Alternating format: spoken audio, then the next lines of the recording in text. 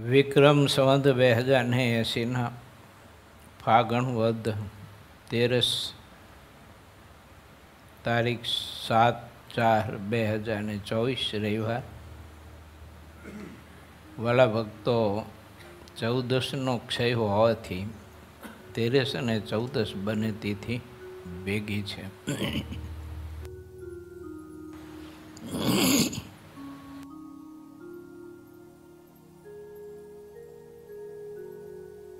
ભગવાન ને ભગવાનના એવા ભાગવત સત્પુરુષ, એનું ચરણ નિર્ભય છે. એના ચરણમાં જે વાસ કરીને રહે છે તે પણ આત્મા નિર્ભય થઈ જાય છે. એને કોઈ પછી માયાનો જન્મ મરણનો ભય નથી રહેતો. માટે ભગવાનને ભગવાનના સંતના ચરણમાં અખંડ વાસ કરી અને આત્માએ રહેવું જોઈએ, જો એને નિર્ભય થવું હોય તો.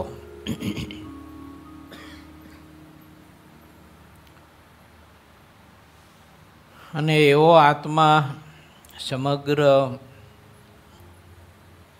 સામર્થ્ય, સિદ્ધિ, ઐશ્વર્ય બધું જ પ્રાપ્ત કરી શકે છે. એટલે ભગવાન શ્રી હરિએ મધ્ય પ્રકરણના 22ના વચનામૃતમાં બતાવ્યું છે કે ભગવાનની મૂર્તિ ચિંતામણી તુલ્ય છે. તો ભગવાનની મૂર્તિ રૂપી ચિંતામણીને પકડી રાખવી.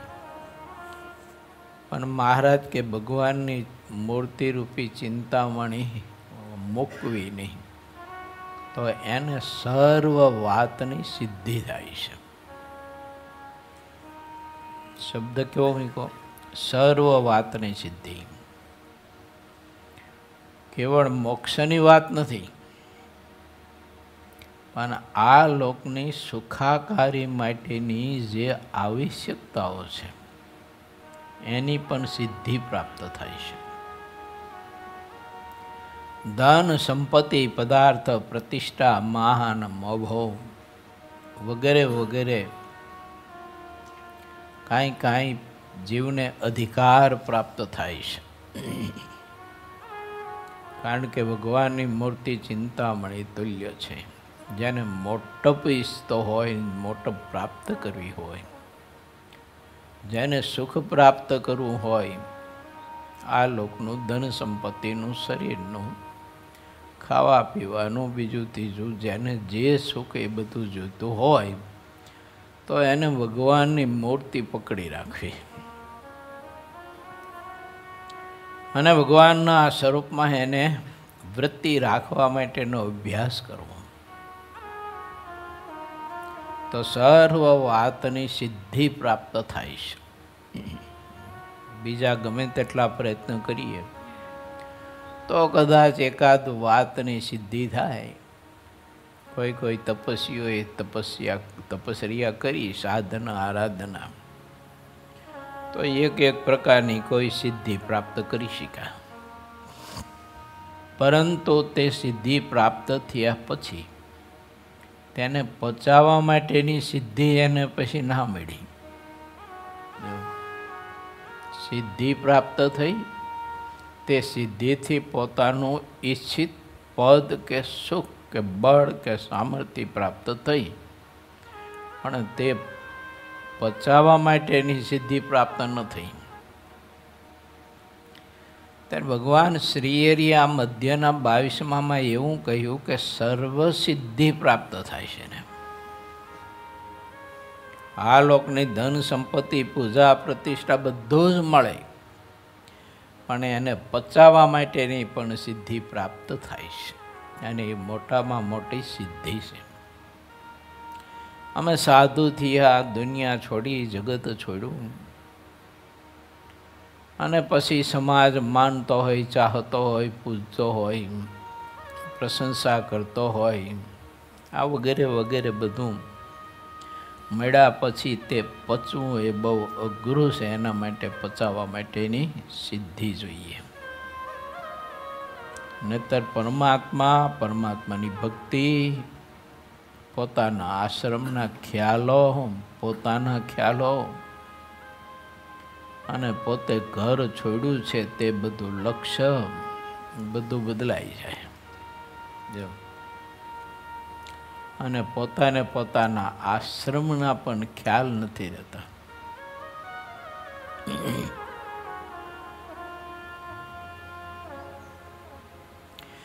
કારણ કે માણસને જ્યારે પદ મળે છે, પ્રતિષ્ઠા મળે છે, ત્યારે પોતે પોતાનો લક્ષ્ય ભૂલી જાય છે. માણસ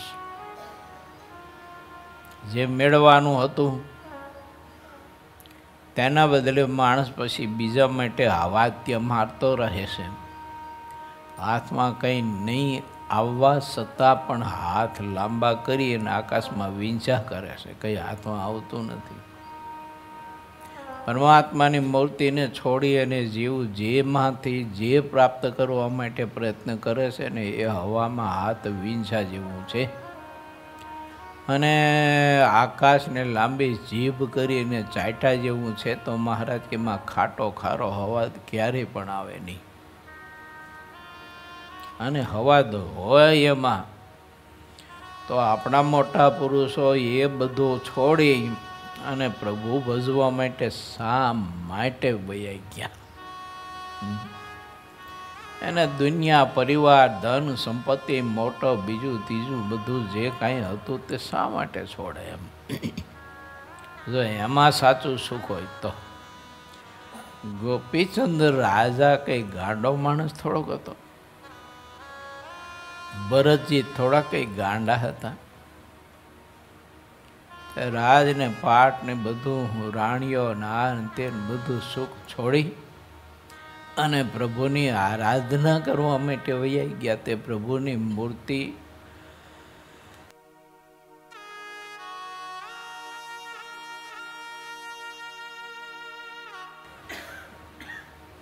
સિદ્ધ કરવા માટે એને એવી કઠિન તપસ્યાઓ કરી. વિષય માત્ર બધા છોડ્યા. ખાલી ઘર છોડ્યું, દુનિયા છોડી એવું નથી. વિષય માત્ર છોડ્યા, સ્વભાવ માત્ર છોડ્યા. અને પ્રભુની એવી ખરેખરી લે લાગી ગઈ મહાપુરુષોને.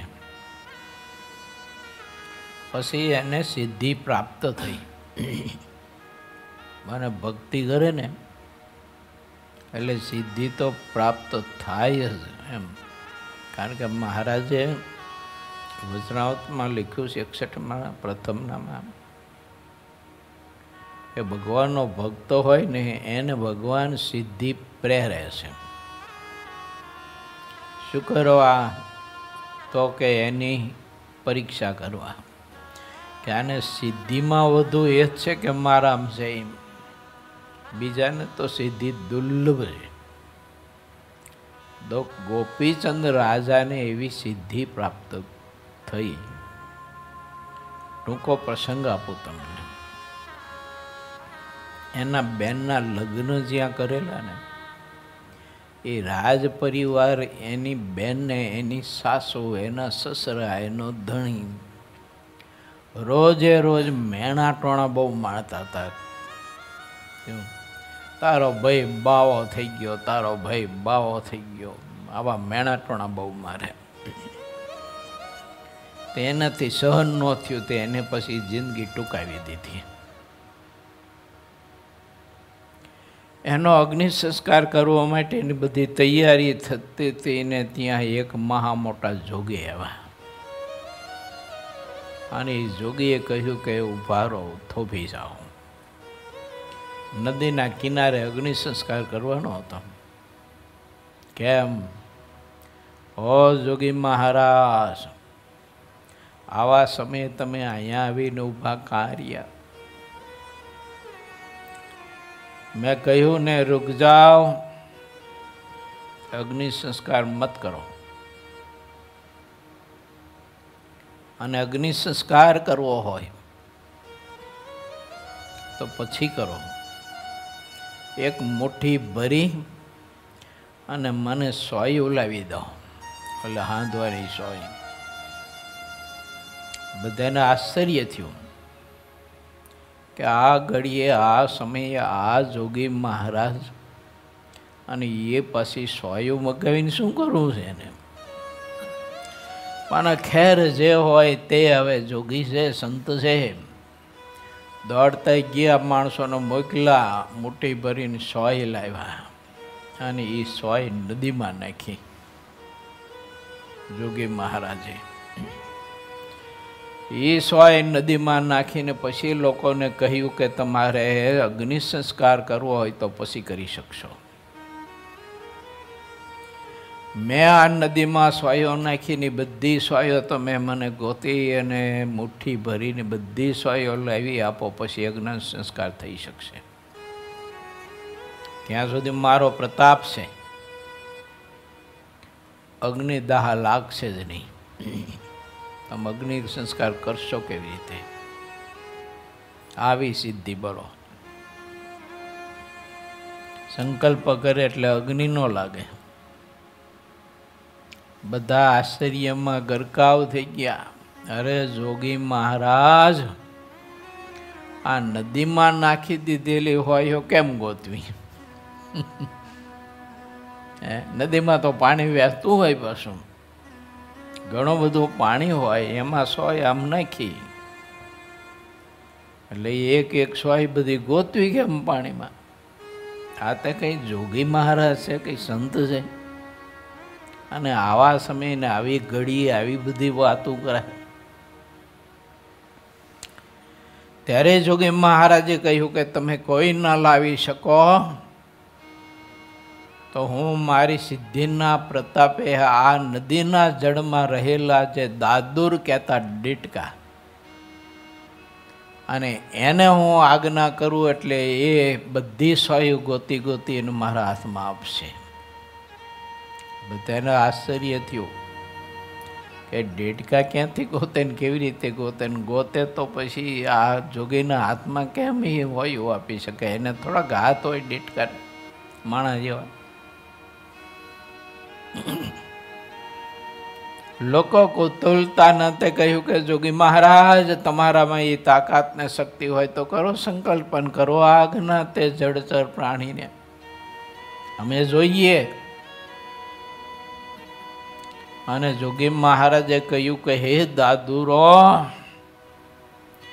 મેં જે જળમાં સોયો નાખી છે ને તે બધી એક એક પકડી પકડી અને મને આપો હાથમાં.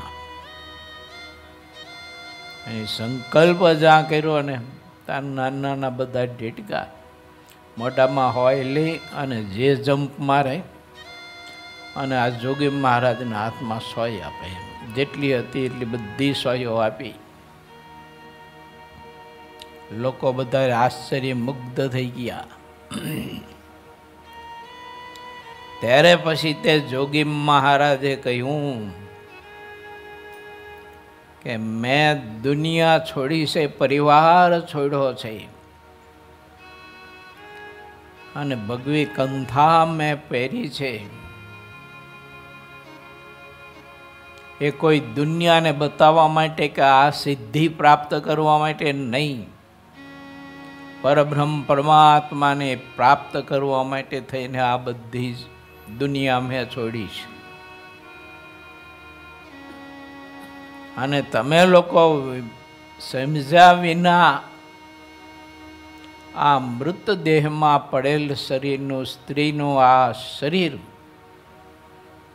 જ્યારે જીવંત હતું ત્યારે તમે એને ન મારવાના મેણા ટોણા મારીને ગાળો દેતા હતા ને એ તારો ભાઈ તો જોગટો થઈ ગયો ને તારો ભાઈ તો બાવો થઈ ગયો છે વગેરે વગેરે તમે મેણા ટોણા મારતા હતા. હું કોઈ ભૂખે મરતો તો ભેખ લીધો છે એવું નથી. લોકોને ધીમે ધીમે ધીમે ધીમે પ્રકાશ થવા માંડ્યો, ખ્યાલ આવવા માંડ્યો. મનમાં એમ થયું કે આ જોગી મહારાજ કોઈ નથી પણ આ ખુદ સ્વયં ગોપીચંદ છે. આ મૃતદેહ મારા પૂર્વાશ્રમનો સંબંધ એટલે મારી બહેન, અને એને મેણા ટોણા માર્યા એટલે જિંદગી ટૂંકાવી છે. બહેન ઊભી થા.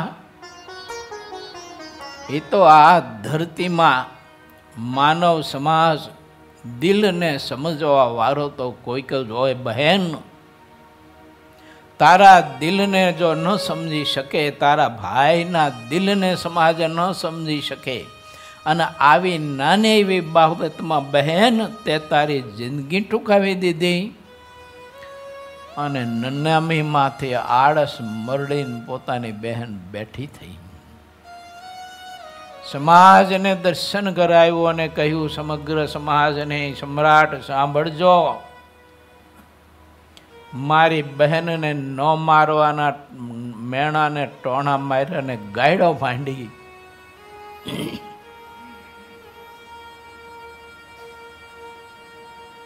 હું આ સિદ્ધિ બતાવવા માટે નથી આવ્યો. આ સિદ્ધિ તો મારે મન કાંઈ દૃષ્ટિમાં નથી. મેં તો પરમાત્માના સ્વરૂપને પ્રાપ્ત કરવા માટે, પ્રભુને પામવા માટે દુનિયા છોડી છે, રાજપાટ છોડ્યા છે.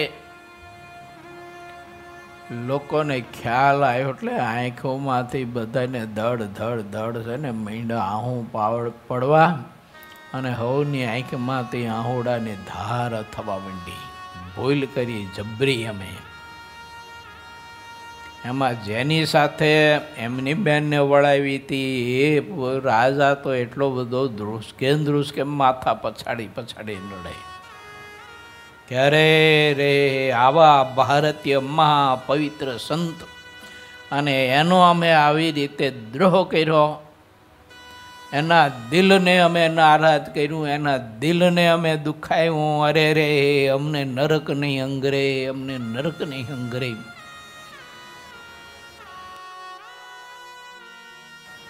ત્યારે જોગી મહારાજે કહ્યું કે તમે સંસારી છો ને હું સંત છું. પરમાત્માને પ્રાર્થના કરું કે તમારા આ ગુના બધા ઠાકોરજી માફ કરે એમ.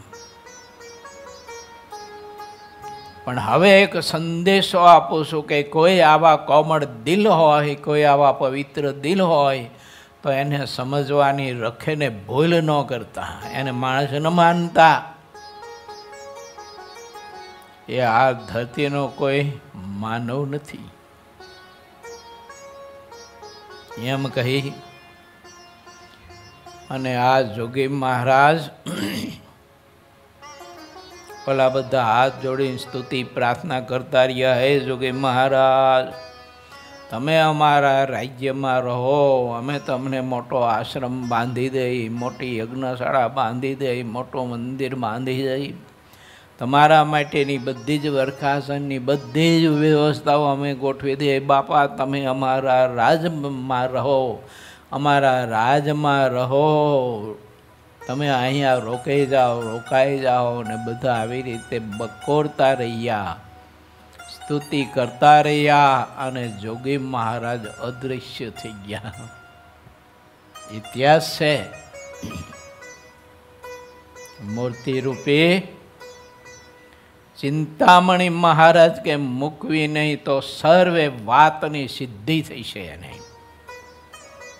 નતર આટલું બધું સામર્થ્ય પ્રાપ્ત થયા પછી મર્દાને બેઠા કરવાનું સામર્થ્ય આવ્યા પછી પણ આ ગોપીચંદ મહારાજાની જેમ એનું માન બંધાવા ન દેવું અને એનાથી વિરક્ત રહેવું, એ તો મારા બાપ કેટલું કઠણ કામ છે. પહેલું તો કામ એ શું કરે ખબર છે? આવી સિદ્ધિ જેના હાથમાં હોય ને આવીને પહેલું કામ તો એ કરે કે નદિયાનું જળ હાથમાં લઈ, અંજલિ લઈ અને પછી સંકલ્પ કરી અને એ અંજલિ છાંટી અને આખા રાજ્યના બધા માણસોને મારીને ખા કરી નાખે, શ્રાપ આપી. તમારી જાતના મારી બેન માટે ને મારા માટે આવું બોલ્યા. સિદ્ધિ પછી આવું સામર્થ્ય, આ વાત તો બહુ દૂરની છે. પણ નજીકની વાતો કરું ને તમને તો ભગવાન સહજાનંદ સ્વામીના દીક્ષિત પરમહંસો અને આદિ આચાર્ય અયોધ્યા પ્રસાદજી મહારાજ કે રઘુવીરજી મહારાજ કે પરંપરાના ધર્મકુંડના આચાર્યો એના દીક્ષિત પરમહંસોની તાકાત ને શક્તિ કેટલી! આ તો બેનનું એક જ શરીરને મૃતદેહ બેઠું કર્યું, પણ આપણા દાદા ગુરુએ તો 7 મળદા બેઠા ગયા. 7 મળદા બેઠા કર્યા. આવું સામર્થ્ય મહાપુરુષનું, અને એ હાથમાં સામણો લઈને રોજ ગૌશાળામાં વાસીદું કરવા જાય. જો રોજે રોજ ગૌશાળાનું વાસીદું કરે, મંદિરનો ચોક વાળે, સભા મંડપ વાળે. આવા મહાસમર્થ પુરુષ તોય સમર્થ થકા ગણના કરે. સિદ્ધિ પછી કહેવાય એને. પ્રથમનું 27 એમ કહે છે, સમર્થ થકા જરણા કરે, મહાપુરુષ સિવાય બીજું કોઈ કરી ન શકે. સભા મંડપ કરવો તો મળી ન સ્વામીને. જો અત્યારે જે સભા મંડપ છે ને મોડી મંદિરનો, એથી ડબલ કરવાનો હતો. સામે આપણે જઈને પ્રેમ જીવન સ્વામિનારાયણના આસન તરફ આપણે જઈને ચાલી તે ઠેઠી ચાલી સામે દિવાલ સુધીનો આખો સભા મંડપ મોટો જબરજસ્ત કરવો હતો, કે સંપ્રદાયમાં ક્યાંય ન હોય એવો મોટો. પણ કોઈ લોકોએ જબરજસ્ત વિરોધ કર્યો. એ બાજુ બધા એના આસન હોય ને, તે જબરજસ્ત વિરોધ કર્યો. પછી અત્યારે જેટલો સભા મંડપ છે ને એટલો સામે પછી કર્યો, આગળ પછી ના કર્યું કામ. આવા સમર્થ પુરુષો તો એ આવા લોકોના અપમાનો સહન કરે, ગાયડો ખાય એની. જો બાકી એને સભા મંડપ કરવો હોય ને, સંકલ્પ કર્યો હોય ને કે જેટલા બધા વિરોધ કરે એ બધા ઉપર વયા જાવ, સવારે બધાની નનામીઓ નીકળે. બોલો, એવું આ પાલખી હોય તો પાલખી, નનામી હોય તો નનામી. એ તો એક સંકલ્પ માત્રમાં બધું હરખું થઈ જાય. લાકડું આવતું હતું મુંબઈથી, અને વચમાં લોકોએ પૈસા ખાવા માટે થઈને રોક્યું. મુંબઈથી હરિભક્તોના સમાચાર આવ્યા કે ગુરુદેવ તકલીફ એ છે કે આ બધા અધિકારીઓ વચમાં પૈસા ખાવા માટે થઈ અને લાકડું બધું રોક્યું છે, ને વેગન નીકળવા દેતા નથી ટ્રેન બારખાનું.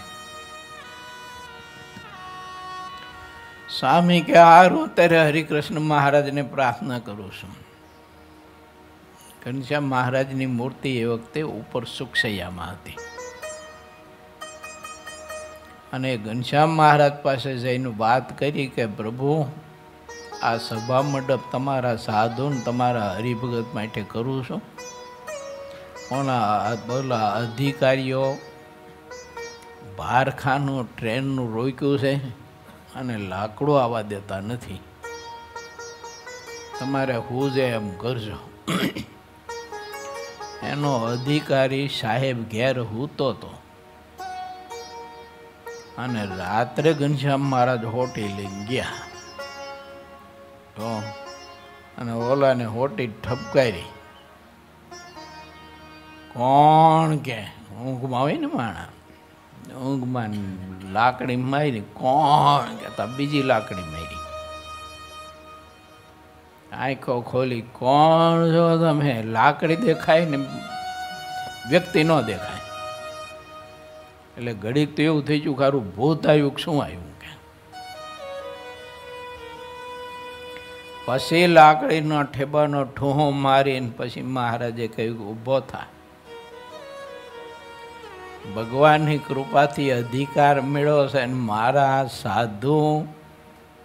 મારા સાધુ હરિભક્તો માટે તેને સભા મંડપ બંધાવે છે ને એનું લાકડું પૈસા ખાવા માટે થઈને એ બહારખાનું તું જવા દેતો નથી ને રોકીને બેઠો સમજો શું તારા મનમાં? જો આ લાકડું ન જવા દીધું તો તને બતાવીશ અને સામે એમના દૂતો મીંડા દેખાવા. એટલો સંકલ્પ કર્યો. ત્યાં તો એમના દૂતો દેખાવા મીંડા, ભયંકર, મોટા મોટા, આવડા મોટા હાથી એવા દાંત, મોટી મોટી આંખો, આવી મોટી ડાબલા જેવી, અને એવા પહાડી જેવા ભયંકર. એના માથાના વાળ બાળ જોવો તો તમે ઓલા હુયા જેવા બધા માથાના વાળ, એવા કારા કારા ભંભર જેવા. એની પાસે રાતે અજવાળી દેખાય એવા. શું ઓલા પથારીમાં ઊભા થતા થતા કંઈક થઈ ગયું.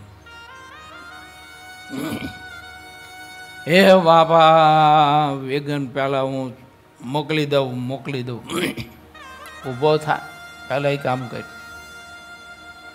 ગયો એમના મોટું બાટું ખંગાર્યા વગર, બોલો. અને પછી એ વેગન ત્યાંથી મોકલું, મોડી લાકડું વેચ્યું. સ્વામીએ નિષ્ણાત કારીગરો પાસે એ સભા મંડપનું કામ કરાયું. આવા સમર્થ પુરુષો જો, અને એ તુષ્માં તુચ્છ જીવ, પામરમાં પામર જીવ હોય તો એના અપમાનો સહન કરે, એના સ્વભાવો સહન કરે, એનું બોલેલું સહન કરે, એ ગાયડો દે તો સહન કરે. કેવી મોટપ મહાપુરુષોની! આનું નામ કહેવાય શું? સિદ્ધિ પચી કહેવાય. નહીતર આપણામાં એટલું સામર્થ્ય હોય તો આપણે પાણીની બોટલ જ હારે રાખી, પીવા માટે નહીં, શ્રાપ દેવા માટે. એમ આ પાણી કાઢ્યું નથી ને આ શ્રાપ દીધો નથી, આ પાણી કાઢ્યું નથી ને આ શ્રાપ દીધો ને તારી જાતના. ઓલો બિચારો અહીંયા બળીને ખાક થઈ જાય. અને એટલે ઠાકોરજી આપણે સિદ્ધિ નથી આપી. જો આને સિદ્ધિ આપશું તો આ હખણા રહેશે નહીં, કોઈને જીવવા નહીં દે. એટલે છે એમ બરાબર. એટલે ઠાકોરે ઠેકાણે આપણને ધીમા રાખ્યા છે. જો વિચારું, ભગવાન શ્રી હરિ એમ કહે છે કે મૂર્તિ રૂપી ચિંતામણી મહારાજ કે મૂકવીને ચાલી રાખવી, સર્વે વાતની સિદ્ધિ થશે. હવે આપણા માટે સિદ્ધિ કઈ? તો આપણા માટે સિદ્ધિ છે તે ભગવાન શ્રી હરિની મૂર્તિનો સંબંધ, મહારાજમાં ગાઢ પ્રીતિ, કે કોઈ આકર્ષણ આપણને આકર્ષી શકે નહીં. કોઈ ધરતી, કોઈ પણ બ્રહ્માંડની ધરતીની સમૃદ્ધિ આપણને આકર્ષી શકે નહીં. એનું પ્રલોભન આપણને બતાવીને એમાં આપણને પ્રીતિ કરાવી ન શકે. એવી સિદ્ધિ ભગવાનના સંબંધે કરીને ભગવાનના ભક્તને પ્રાપ્ત થાય છે. મહારાજે પોતાના દૃષ્ટાંતે કરીને મધ્યના 22ના વચનામૃતમાં આ બતાવ્યું છે. મહારાજે અમદાવાદમાં 84 કરી અને ઓલા કાંકરિયામાં 84 કરી, અમદાવાદમાં પ્રતિષ્ઠા કરી, પછી બધું વિચારવા માટે થઈ અને જેતલપુર થઈને ધોળકા થઈને ગણેશ ધોળકાની રાણીમાં જઈને વિચાર કરવા માંડ્યો. તે પછી લોકાંતરમાં મહારાજ ગયા અને ત્યાં બધી સિદ્ધિ સમૃદ્ધિના એની શોભા લોકાંતરની એકથી અધિક. આ એ બધું જોયું ત્યારે મહારાજે પછી એવું કહ્યું કે સર્વ દેવતાઓ અમારા વખાણ કરવા માંડ્યા. કે તમે ભગવાનના ખરા ભગત છો કે તમને કોઈ પદાર્થમાં કે આ લોકની શોભામાં કે આ લોકમાં ક્યાંય પ્રીતિ નથી થતી. મહારાજ કે અમને પછી હિંમત શુદ્ધિ આવી. પોતાના મીસે વાત કરીશ આપણને સમજાવવા માટે કે ઠાકોરજી ચાહે એટલી સિદ્ધિ આપે, પણ ભગવાનનો ભક્ત તે સિદ્ધિમાં પ્રીતિ ન કરે, ભગવાનના સ્વરૂપમાં પ્રીતિ કરે. ઘણી બધી વાતો છે. આજે આપણે 50મો તરંગ એમાં પ્રવેશ કરવો છે. ગઈકાલે આપણે 50મા તરંગની 6 ચોપાઈ સુધીની કથા લીધી હતી. ભગવાન સ્વામિનારાયણ અને એરણ સાહેબનો સંવાદ અમદાવાદમાં એના બંગલે ચાલી રહ્યો છે. ત્યારે શ્રીહરિએ કહ્યું હતું કે સાહેબ, અમારા ગ્રંથોમાં અમે ને અમારા સંતોએ બધી જ પ્રકારની નીતિ, સદાચાર, ધર્મ, માનવ સમાજ સર્વાંગી રીતે સુખી થાય, સમૃદ્ધ થાય એના માટે બધા જ વિચારો અમે એને આપ્યા છે. અને એ પ્રમાણે જો રહે તો સંસારના બંધનથી છૂટી અને અભય પદને પામી. આવી બધી વાતો શ્રીહરિ કરતા હતા. ત્યારે મહારાજે કહ્યું કે હે સાહેબ, બુદ્ધિશાળી માણસ કોણ કહેવાય? તો સાંભળો, આ જીવાત્મા જ્યાં સુધી ભગવાનના સ્વરૂપમાં જોડાતો નથી ત્યાં સુધી તે સંસારમાં બંધાઈને રહે છે, પણ જીવને તેની ગમ પડતી નથી. આ માણસ બુદ્ધિહીન કહેવાય. મનુષ્ય જેટલો ભગવાનમાં જોડાઈને રહે છે, ખરેખર તેટલી જ તેમાં બુદ્ધિ રહી છે. એને જ મહારાજે કુશાગ્ર બુદ્ધિવાળો કહ્યો કે પોતાના આત્માનું કલ્યાણનું સાધન કરી શકે એ બુદ્ધિશાળી છે, કુશાગ્ર બુદ્ધિવાળો છે. બાકીના બધા મહારાજ કે જાડી બુદ્ધિના છે અને એની બુદ્ધિ મહારાજ કે ચોજાડી છે. કેમ? તો કે મોક્ષના કામમાં એ બુદ્ધિ આવી નહીં. વિશાળ બુદ્ધિ હતી. તે બુદ્ધિ ઘણી બધી વિશાળ હતી. તે બહુ ધન સંપત્તિ કમાયો, મોટા મોટા બિઝનેસ કર્યા, મોટી મોટી ખેતી કરી, કરોડોનો અબજો રૂપિયા કમાઈને મોટા મોટા બંગલાઓ બાંધ્યાને ચારે બાજુ વાહ વાહ કેવડાવીને આવું બધું બુદ્ધિનો ઉપયોગ કર્યો. પણ પરમાત્માનું ક્યારેય ભાવથી યજન, પૂજન, દર્શન, ધ્યાન, કથા, કીર્તન જિંદગીમાં ના કર્યું. મહારાજ કે આ બુદ્ધિ વગરનો માણસ કહેવાય. આપણે ભાગ્યશાળી છીએ. તે ઠાકોરજી આપણને માપે માપે આપી છે ને એટલે અહીં બેઠા છીએ. આ બાકી તમને બધાને છે ને નરેન્દ્ર મોદી સાહેબે જેવી બુદ્ધિ આપી હોય તો તમે બધા દિલ્હીમાં બેઠા હોય. અહીં કથામાં થોડાક બેહો વાત કરે.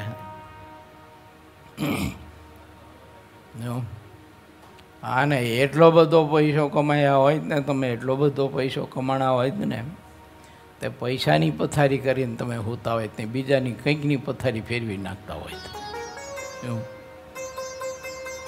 પણ ઠાકોરજી આપણને ઠેકાણે રાખ્યા છે. મતલબ આપણા પર દયા કરી છે. મહારાજને આપણા પર દયા આવી એટલે પ્રભુને એમ થયું કે આ મારા છોકરાઓને મારે દુઃખી નથી કરવા, એને સુખી કરવા છે. એટલે ઠાકોરજી આપણે બધું માપે માપે આપ્યું છે. જો વધુ આપ્યું હોય ને તો બહુ દુઃખી હોય તો આપણે જો આ વાતું કહેજો. લો તમારા પાસે અબજો રૂપિયા હોય અને તમારે આમ ઓફિસે બોફિસે જવાનું હોય તો તમને કોટ પહેરાવનાર બધા ન કરવા, આમ હાથ કરો ને ઓલો બાયું ભરાઈ દે કોટની તમારા હાથમાં. જો આમ બટન બધા તમને બરાબર ઠીક ઠીક કરી દે. આમ ટાઈ બાઈ બાંધીને અમને આમ ઠીક ઠીક કરી દે. પછી આમ ટાંગો લાંબો કરો એટલે મોજા પહેરાવી દે, આમ ટાંગો લાંબો કરો એટલે જોડું પહેરાવી દે. આવી બધી સુખ સમૃદ્ધિ હોય, પછી તમે મારા જેવા એક હાવ નાના અબૂત સાધુને કથા સાંભળવા આવો, તમે અહીં બેહો હેઠા, થાય જ નહીં ને. તો મહારાજની આપણા ઉપર કૃપા કેટલી કહેવાય? બોલો, મારા જેવાની કથા નથી કરતા આવડતી એની કથા તમે સાંભળવા આવો છો, કેવી ભગવાનની કૃપા કહેવાય.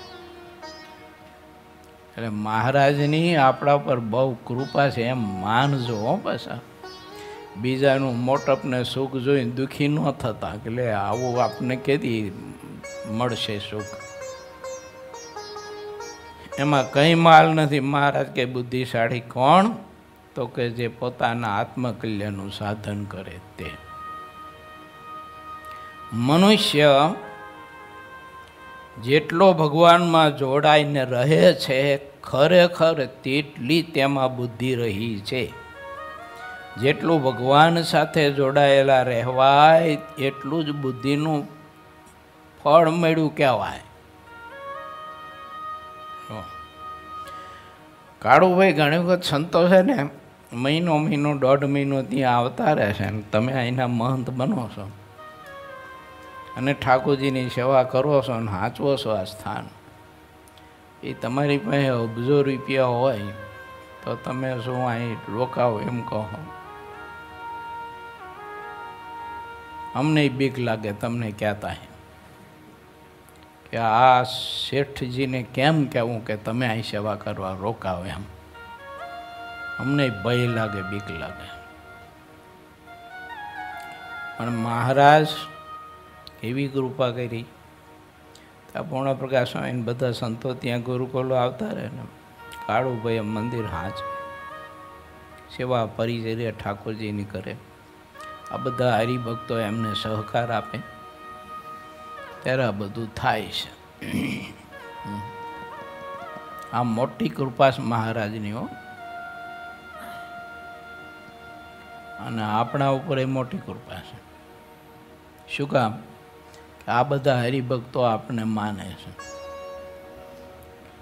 એ મોટી કૃપા છે. અબજોપતિ નથી માનતા, એટલે એ બચાવ્યા ઠાકોરજી આપણને. અબજોપતિ જો માનતા હોય ને તો આપણને છે ને આમ પાવર આવી જાય. જો ગમે તેટલું ટાઈટ પેર ધોતિયું પહેરો ને તો ફાટી જાય તમારું, એટલા ફૂલી મરીએ અમે. એટલે તમને ને અમને ઠાકોરજી ઠેકાણે સમજીને રાખ્યા. કા ચીબડા વહેકી ન જાય એના માટે ઠાકોરજી કૃપા કરીશ આપણા ઉપર. બહુ મહેર છે, બહુ દયા છે પ્રભુની. મહારાજ એવું કહે છે, બધા શાસ્ત્રોના સિદ્ધાંતનું આટલું જ રહસ્ય છે કે ભગવાનના સ્વરૂપમાં જીવની વૃત્તિ જોડી દેવી. અમે જેવી રીતે અમારા જીવમાં દૃઢ નિશ્ચય કરી રાખ્યો છે તે રીતે મેં તમારી આગળ વાત કરી છે.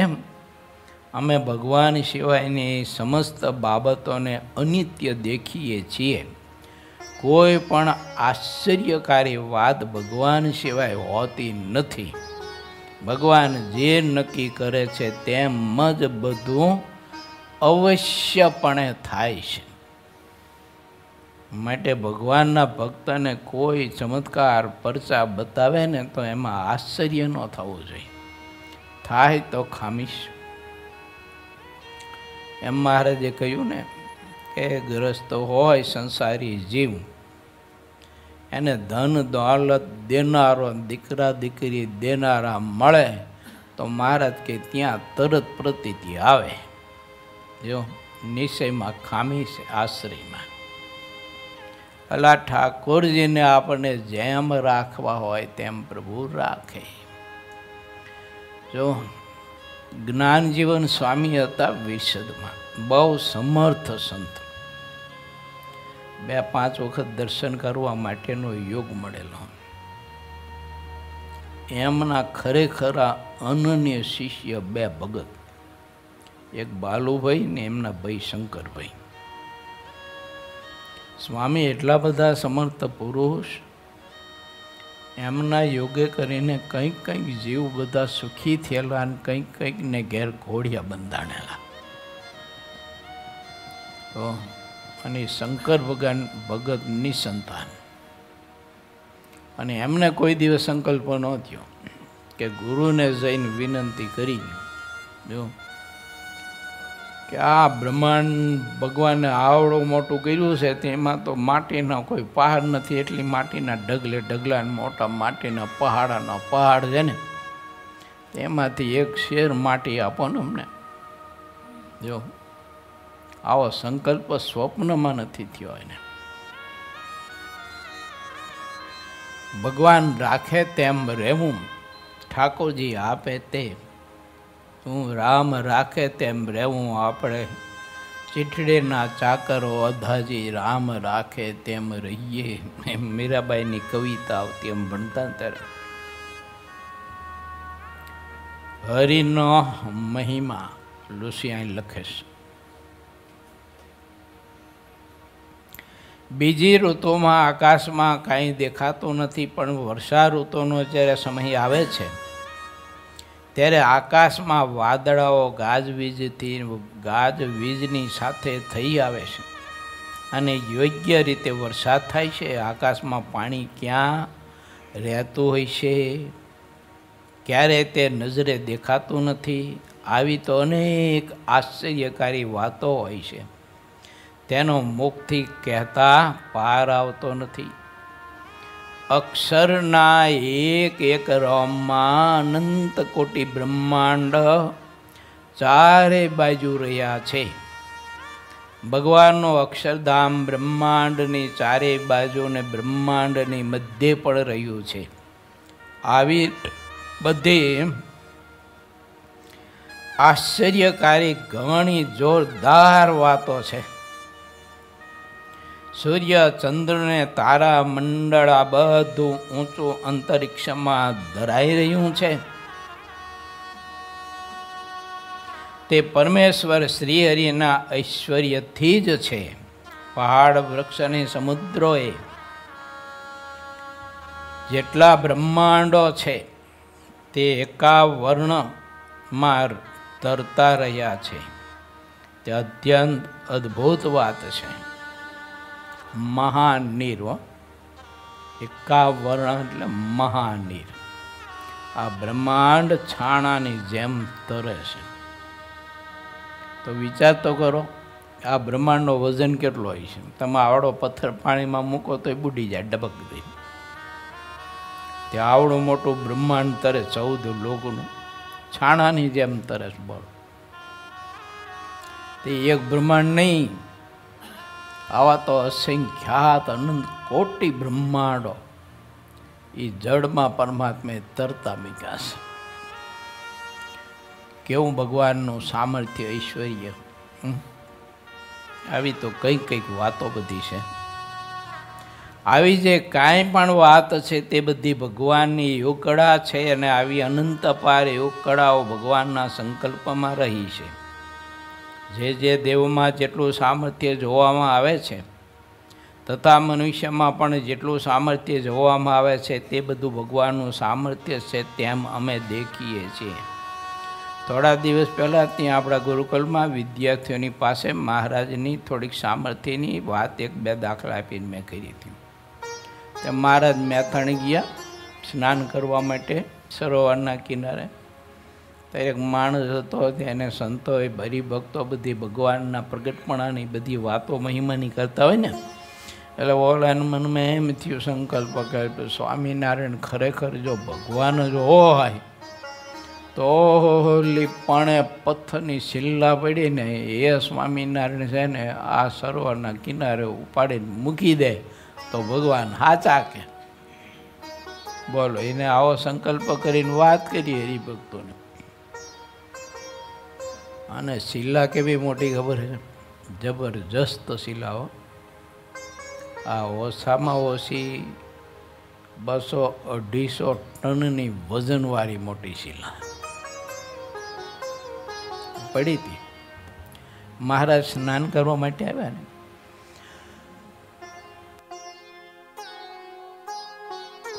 તળાવના કિનારે ઊભા હતા મહારાજ. તે હરિભક્તોને સંતોને કે સંતો, આ તળાવના કિનારે કોઈ જો મોટી પથ્થરની શિલ્લા હોય તો એના ઉપર ઊભા રહીને સ્નાન કર્યા પછી કપડાં બદલાવી શકાય. આ કિનારે આપણે ઊભા છીએ એટલે પાણી માટી ને બધું કોઈ કાદવ ને એટલે પછી કપડાં બધા માટીવાળા ને કાદવવાળા થાય.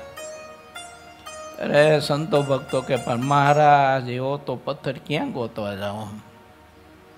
મહારાજ દ્રષ્ટિ કે મહારાજ કે ઓહો પડી જો ઓલા પણ શિલ્લા પડી મોટી. ત્યારે ઓલા બધા હરિભક્તો કે મહારાજ એ શિલ્લા કંઈ એમ કંઈ થોડીક માણસોથી ઉપડે અહીં કંઈ કાંઠે મૂકી શકાય, એ તો કેવડી મોટી જબરી શિલ્લા છે. 250-300 ટનના વજનની છે કે. મહારાજ કે હાલો ને આપણે જઈએ કે એ શિલ્લા લેતા આવી. એમ કરીને મહારાજ ગયા અને દ્રષ્ટિ કઈ રીતે ઓલી શિલા તો અધરું ઊંચી થવા માંડી, એની મેરે આપ મેળાય. જેમ કૃષ્ણ ભગવાને ઓલો ગોવર્ધન તોડ્યો ને ટેચલી આંગળી ઉપર, એમ મહારાજે તો દ્રષ્ટિ કરીને શિલા ઊંચી થવા માંડી. અને ઊંચી થઈ 5-10 હાથ ઊંચી થઈ અને શિલા આવી આવતા આવતા બધા જોઈ રહ્યા. આશ્ચર્ય પામી ગયા બધો સમાજ. ઓલા માણસે જે નાસ્તિક હતો અને એને સંકલ્પ કર્યો એ તો એટલો બધો આશ્ચર્યમાં ગરકાવ થઈ ગયો. આ તો કે જબરું કહેવાય કે. અને એ સરોવરના કિનારે આવીને પછી શિલા ગોઠવાઈ ગઈ. એમ આપણે સરોવરના કિનારા બાંધીને પથ્થરથી એમ ગોઠવાઈ ગઈ. આવો આશ્ચર્ય પરમાત્મામાં અપરંપાર છે. એને આવું ક્યાંક હોય ત્યારે પ્રભુ આશ્ચર્ય સામર્થ્ય બતાવે, બાકી બતાવતા નથી. આવી વાત છોકરા પાસે કરી હતી મેં. પછી બીજું એક મહારાજનું ચરિત્ર કીધું હતું છપૈયાનું, પણ એ તમને નથી કહેવું. વાત આટલી જ છે કે એ મહારાજ આપણને મળ્યા છે તો એ શ્રીહરિની મૂર્તિમાં આપણે પ્રધાન પ્રીતિ કરવી, સ્નેહ કરવો. ભગવાને આપેલું તે સામર્થ્ય પોતે જ્યારે પાછું ખેંચી લે છે ત્યારે તત્કાળ તે સર્વે નિર્જીવ થઈને એક પળવારમાં બેહાલ થઈ જાય છે. લો, શેખજીનું રવજીનું આપેલું ખેંચી લીધું. પછી બ્રહ્માનંદ સ્વામી પૂછ્યું, શેખજી આ દાઢી કાં ગઈ? ત્યારે સુરાખાચર બોલ્યા કે દાઢી ઉપર પગ મુકાઈને અક્ષરધામમાં બહુ મોકલા ને તે દાઢીના વાર બધા ઘસી ગયા, ખરી ગયા.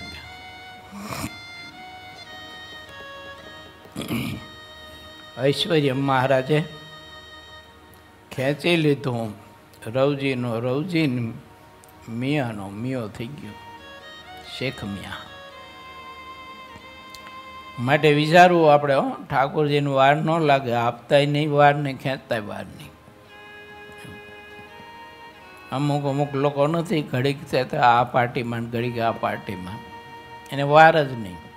એવું સવારે આ પાર્ટીમાં હોય, સાંજે બીજી પાર્ટીમાં હોય. પાછું પરમાત્માનું કામ એવું છે. એટલે ઠાકોરજીના વચનમાં, એના સ્વરૂપમાં આપણે ભરોસો રાખી અને પ્રભુમાં પ્રીતિ કરવી. ભગવાન તો મહાન સમર્થ કહેવાય છે. ભગવાન સિવાયના ચાહે તેવા કોઈ શક્તિમાન હોય તો પણ તે ભગવાનને આધીન રહે છે. કોઈ પણ વ્યક્તિ કોઈ દિવસ ભગવાનને સમાન થઈ શકતી નથી. ઓલા મેઘજીતને બહુ અભિમાન કરી ગયું હતું ને, તે સ્વતંત્ર રીતે હું મારા શરીરને છોડીશ અને પોતાના યોગબળના સામર્થ્ય કરી અને આત્માને 6 ચક્રમાંથી ભેદી અને જ્યાં કંઠસ્થાનમાં મૂક્યો ને ત્યારે ભગવાને એના ઉપર દ્રષ્ટિ કરી, તે બોલો એ ઓલા ત્રિશંકુ રાજાના જેવી ગતિ થઈ ગઈ. ન આત્મા શરીરમાંથી બહાર નીકળે, ન આત્મા અંદર જાય, અને એવો ટીટોડીની જેમ પછી તડફડતો હતો અને ટળવડતો હતો. સત્સંગી જીવનમાં આ કથા છે. હવે લખે છે દાસત્વની ગરિમા. અક્ષરધામના સમાન કોઈ નથી, તે પણ ભગવાનના દાસ થઈને રહે છે. મહામાયા અને મહાપુરુષ તે અક્ષરમાં રહે છે, પણ તેઓ અક્ષરના તેજે કરીને દેખાતા નથી. જ્યારે મહા આત્યંતિક પ્રલય થાય છે ત્યારે કોટાન કોટી બ્રહ્માંડો તે અનંત કોટી પ્રધાનોમાં અણુની જેમ લીન થઈ જાય છે. અનંત કોટી પ્રધાનો છે તે મહામાયામાં અણુની જેમ લીન થઈ જાય છે, અને કોઈની નજરમાં પણ આવતા નથી ને અનંત અક્ષર મુક્ત અક્ષરધામમાં રહે છે. અક્ષરમાં જે કાંઈ નામ ધરાવતા પશુ પક્ષી વૃક્ષ વગેરે રહ્યા છે તે બધા અક્ષર મુક્ત કહેવાય છે. ભગવાન પુરુષોત્તમને પ્રસન્ન કરવા માટે જેને જેવો સંકલ્પ થાય છે તે તેવું શરીર ધારી લે છે, ને તે બધા શરીર દિવ્ય હોય છે. આ કથા નિષ્કળાનંદ સ્વામી લીખીશું. દેવો મુક્તો મહારાજની સેવા કરવા માટે સંકલ્પ કરે ને તો કોઈ ઢોલિયા રૂપે, કોઈ તકિયા રૂપે, કોઈ ગાદી રૂપે, કોઈ ગાદલા રૂપે, કોઈ રજાઈ રૂપે, કોઈ વૃક્ષ રૂપે, કોઈ પક્ષી રૂપે, કોઈ પશુ રૂપે, કોઈ ગાડા રૂપે, કોઈ રથ રૂપે, કોઈ બગી રૂપે, આમ જુદા જુદા રૂપ લઈ શકે છે મુક્તો. કારણ કે બધી દિવ્ય ભૂમિકા છે. મહારાજને મુક્તો બધા દિવ્ય છે. આ ભરતખંડમાં શાસ્ત્રોની રચના કરવા માટે સ્વયં ભગવાન વ્યાસ ઋષિના રૂપમાં પ્રગટ થયા હતા. વૈરાજ પુરુષથી લઈને વર્ણાશ્રમની વ્યવસ્થા બાંધવાની રીત પ્રથમ વેદમાં રહી છે. જે કોઈ પણ બાબત છે તે બધી વેદોમાં બીજના રૂપમાં લખી છે. તે વેદના બીજને લઈને તેમાંથી વ્યાસમુનિએ મહાભારતની રચના કરી. વ્યાસમુનિ જે જાણતા હતા તે પ્રમાણે તેમણે મહાભારતમાંથી સાર લઈને 17 પુરાણો રચ્યા, અને તે પુરાણોમાં કેટલીક એવી વાતો લખી છે કે તેની વાત કર્યા સિવાય તે વાતનું જ્ઞાન થતું નથી. પછી ભગવત ઈચ્છાથી નારદ મુનિ વ્યાસમુનિની પાસે આવ્યા અને તેમને 17 પુરાણો અને મહાભારતની વાત સાંભળી તેમાં અનંત પ્રકારની વાતો લખી હતી. તે ગ્રંથમાં બીજી વાતો તો ઘણી લખી હતી, પણ તેની અપેક્ષાએ ભગવાનની વાત પૂરી પ્રમાણમાં લખી ન હતી. ભગવાનની વાત મુખ્ય ન હોય એવી બીજી વાતોથી કોઈ જીવનો મોક્ષ થતો નથી. નારદ મુનિએ પોતાને જેવું સમજાયું તે પ્રમાણે વ્યાસ મુનિને કહ્યું કે સંસારમાં જેટલા દેવ અને મનુષ્ય વગેરે હોય છે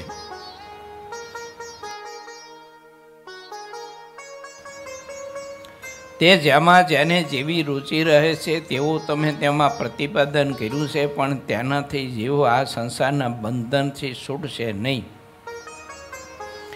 જ્યાં સુધી જીવ સંસારના પાસથી બંધાયેલા રહે છે ત્યાં સુધી તે સંસારને તજી શકતા નથી.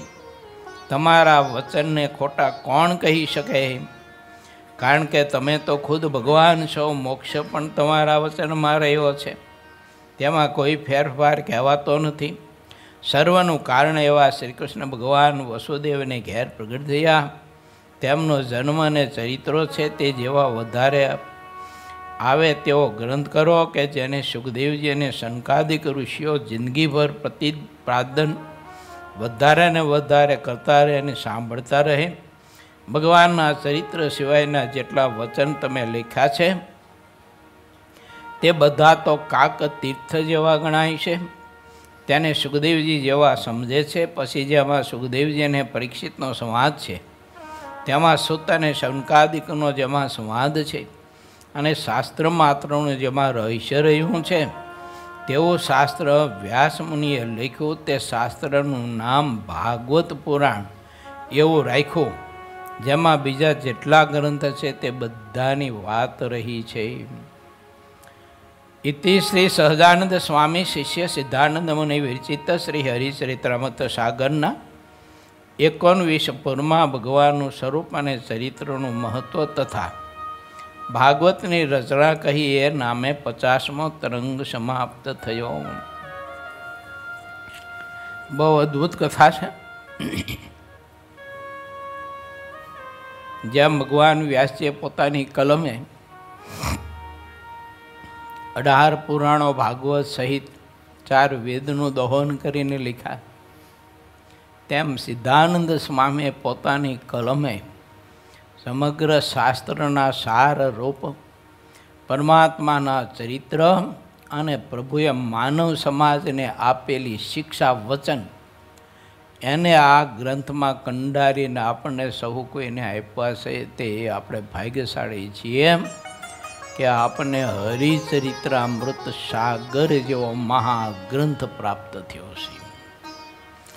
માટે આ ગ્રંથમાં પ્રીતિ કરવી, વાંચવો, વિચારો. જો ઘણા બધા લોકો છે નિષેધ કરતા હોય કે ન વચાય, જો હા એ ન વચાય, મૂકી દો એક બાજુ, કબાટમાં રાખો, તાળું વાંખી રાખો, ન વચાય, અહીં ન રખાય આ કંઈ મંદિરમાં લોકો કહેતા હોય, પણ ખબર નથી ભાઈ. તારે પણ અક્ષરધામના અધિપતિને પામવો હશે ને તે દિવસે મારા બાપ એ ગ્રંથ તારે પણ વાંચવો પડશે. જો અને ગ્રંથમાં પ્રીતિ કરવી પડશે. કેમ તો કે એમાં પરમાત્માનું સ્વરૂપ નખ શિખા પર્યંત ભર્યું છે અને પ્રગટ થયા ને અંતર ધ્યાન થયા ત્યાં સુધીની બધી જ પરમાત્માની દિવ્ય લીલાઓ બધી આમાં લખી છે ને ભરી છે. એ વાંચીશ ને એનું શ્રવણ કરીશ. હે માનવ, હે મારા ભારતવાસી ભાઈ બહેનો, આ પરમાત્માના દિવ્ય ચરિત્રને વાંચી સાંભળીને એમાં પ્રીતિ કરશો તો તમે જન્મ મરણથી મુક્ત થઈશો. આ બાકી બધા જન્મ મરણના ફેરા ચાલુ રહેવાના. માટે ભગવાનના ચરિત્રમાં ખૂબ પ્રીતિ કરવી અને જે ગ્રંથમાં પરમાત્માના ચરિત્ર લખાયા હોય તે ગ્રંથમાં પ્રીતિ કરીને એનું શ્રવણ, મનન, નિધિધ્યાસ, અભ્યાસ ખૂબ કરવો. ભગવાન શ્રીહરિને મોટા પુરુષે આપણા ઉપર ખૂબ કૃપા કરી છે. અમારા ભક્તો 2 દિવસનો સમય મળ્યો એટલે આપની પાસે શ્રી હરિચરિત્રામૃત ગ્રંથના આ દિવ્ય ચરિત્રો મહારાજે શિક્ષા વચનો કહ્યા હોય તે મારી અલ્પ અને જાડી બુદ્ધિથી તમારી પાસે રજૂ કર્યા છે. આ 2 દિવસના અવસરમાં આપ જેવા સંતો, ભક્તો, પાર્ષદો, સાધકો, બહેનો બધાને રાજી કરવા માટેનો અવસર મને મળ્યો તે મારું પરમ ભાગ્ય હું માનું છું. અને બસ આવો ને આવો રાજીપો તમારા બધાનો અખંડ વર્ષ તો રહે એ અપેક્ષાની સાથે હવે 2.5 મહિના પછી આપણે મળશું અને 2.5 મહિના પછી અમને તમારું દર્શન થાય છે. હા, પછી તો રજત જયંતિ મહોત્સવ અને દશાબ્દી મહોત્સવ એના પૂર્વ બધા કાર્યક્રમો યોજ્યા છે. એમાં પછી આવીને તરત જોડાવાનું છે. જે હરિભક્ત 10 દિવસ ઉત્સવમાં રોકાવા માટે નામ લખાવે એ હરિભગતને ઘેર પધરામણી જવાનો સંકલ્પ મેં કર્યો છે. પણ બાદ કરતા હો કે બહુ ઝાઝા દાદરા હોય તો એના દાદરે હાથ અડાડીને પગે લાગી લઈશું. દાદરા નહીં ચડવા, આ એ ચોખ્ખી વાત કરવી સારી આપણે. પછી એમ કે તમે તેથી કહ્યું હતું ને હવે અમારે ઘીરે આવતા નથી કે. એટલે વિકલ્પ એ છે, એવો સંકલ્પ કર્યો છે કે જે હરિભક્તો 10 દિવસ આ મહોત્સવનો લાભ લેવા માટેની સેવાનું નામ લખાવે, એને રાજી કરવા માટે અને એનો રાજીપો કમાવા માટે અને એના દર્શન કરવા માટે એને ઘેર ઘેર જાઉં, આવો સંકલ્પ કર્યો. પછી ઠાકોરજી જેટલો પૂરો કરાવે એટલો એમ. એટલે હું પછી છે ને જસવંત દાદા અને પછી જો ગામડે ગામડે અમુક સંખ્યામાં સંધ્યા ફેર્યો, અમુક ગામડામાં અમુક સંખ્યામાં સમમહાપૂજાઓ, 2 દિવસની કથાઓ, વ્યસન મુક્તિના અભિયાનો, વૃક્ષારોપણો, પછી ભગવાન રામજીનું મંદિર હોય, ભગવાન ભોળાનાથનું હોય, ભગવાન કૃષ્ણનું હોય, કોઈ માતાજીનું મંદિર હોય, યા તો કોઈ સરકારી સ્થાનો હોય, તો એના સ્વચ્છતા અભિયાનમાં પાછું એ કાર્યક્રમ કરવાનો છે, એ બધું સાફ કરવાનું. જો એટલે આવો બધો કંઈક કાર્યક્રમ બધો ઉત્સવ પૂર્વે વિચાર્યો છે. અને ઉત્સવ પૂર્વે આધ્યાત્મિક અનુષ્ઠાન પ્રત્યેક હરિભક્તો ભાઈઓ બધાની પાસે ખૂબ ભજન કરાવવું છે. જો આ નકરો ઉત્સવ કરીને નકરા લાડવા જ ખવડાવવા, એમાં કંઈ દાડો વરે નહીં. ભજન કરી તો કંઈક દાડો વરે આપણો. એટલે ઉત્સવ પૂર્વે ઉત્સવ અંતર્ગત ખૂબ ભજન કરાવશું બધા પાસે. મંત્ર જાપ, વંદુના પાઠ, નામાવલીના પાઠ, વજ્રાવતની પારાયણો, આ વગેરે વગેરે અનુષ્ઠાનો ખૂબ જ કરવા છે. આપણે બધાય ભેળા મળીને ભજન ખૂબ કરવું છે. જો હા, ભોજન તો આપણે ખાતા શીખાતી ના કરતા આવ્યા છીએ, પણ ભજન આપણે ખાતા શીખાતી ના કરતા કે ન કરતા ખબર નથી ને. પણ ભજનની લે લગાડવી છે. અને આ વખતે તો આપણે દિવાળી ઉપર આ વર્ષને કેવું કર્યું છે આપણે જાહેર ભજન વર્ષ. એટલે ઠાકોરજીનું ભજન ખૂબ કરવું છે અને કરજો પાછા. હાલતા ચાલતા ખાતા પીતા ઠાકોરજીનું જેટલું ભજન કરશું એટલા ઠાકોરજી વધુ રાજી થશે ને એટલા આપણે વધુ સુખી થઈશું. માટે આવતીકાલે સવારે વહેલા 5:30ની આસપાસ કે 6 વાગ્યાની આસપાસ નીકળવું છે ધાંગધ્રા જવા માટે.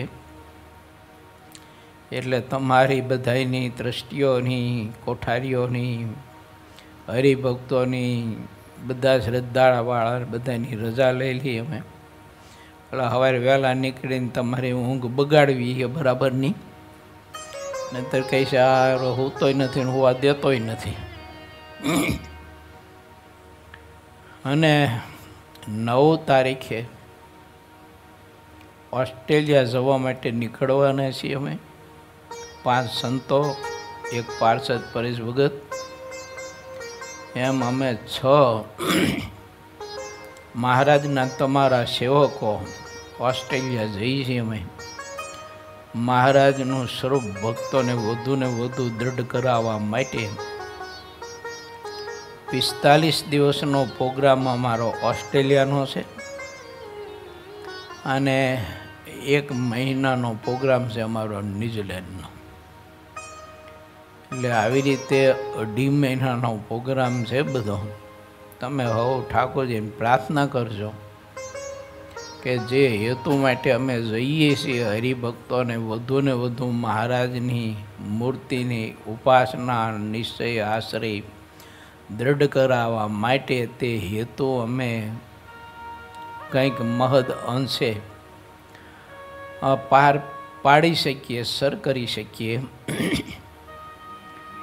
કારણ કે મહારાજના તમે જેવા ભક્તો અને સંતોનો આશીર્વાદને શુભેચ્છાઓ હોય ને એટલે પછી કાર્યની સિદ્ધિ પ્રાપ્ત થાય.